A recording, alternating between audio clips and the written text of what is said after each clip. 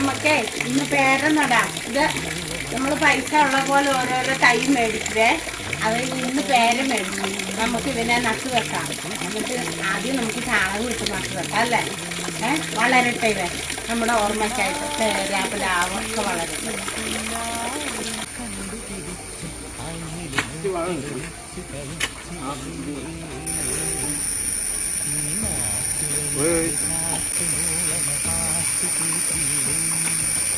നല്ല കടലിൽ